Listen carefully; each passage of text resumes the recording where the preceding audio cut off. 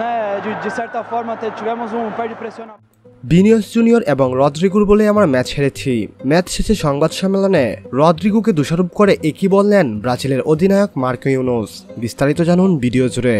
Copa আমেরিকার শুরুটা ভালো হলো না ব্রাজিলের। প্রথম ম্যাচই কোস্টারিকার বিরুদ্ধে ড্র করেছে তারা।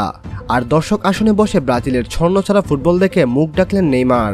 গত কয়েক বছর ধরে ব্রাজিলের খেলার ধরন বদলেছে, সেই সঙ্গে সাফল্য কমেছে।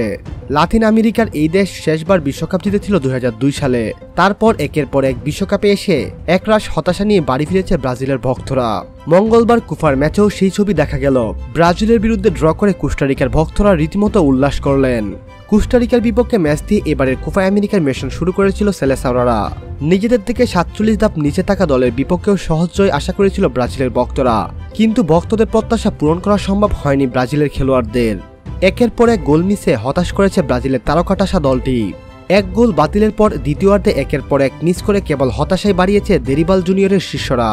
তাই তো ম্যাচ শেষে সংবাদ সম্মেলনে দলটির অধিনায়ক মার্কো ইউনুস বলেন, Lucas Paqueta, Rodrygo, Vinicius Junior এবং রাফিনাদের নিয়ে আক্রমণ সাজিয়েছিলেন কোচ, কিন্তু তারা আমাদেরকে হতাশই করেছে।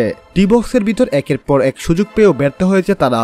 তিনি আরও বলেন, বদলি হিসেবে মাঠে নেমেছিলেন এনরিকে। শেষ দিকে গোলের আশায় গার্বিয়েল মন্টিয়েলকে নামানো হয়েছিল, কিন্তু হতাশাটাই শেষ পর্যন্ত সঙ্গী হয়েছে আমাদের। ম্যাচটি হয়েছে গোলশূন্য ড্র, যদিও আমরা এমনটির জন্য প্রস্তুত ছিলাম না। মার্কো ইউনুস আরও বলেন, আমি মনে করি আমাদের আক্রমণভাগে অনেক সমস্যা রয়েছে।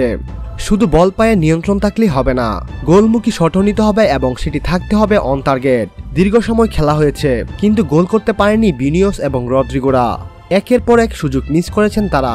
সম্মানিত ভিউয়ার্স, ব্রাজিলিয়ান অধিনায়ক মার্কো ইউনুসের কথাগুলো নিয়ে যদি আপনার কোনো ব্যক্তিগত মন্তব্য থেকে থাকে তাহলে অবশ্যই আমাদের সঙ্গে শেয়ার করতে ভুলবেন না। পরবর্তী নিউজের আপডেট সবার আগে পেতে এখনই আমাদের চ্যানেলটি সাবস্ক্রাইব করুন।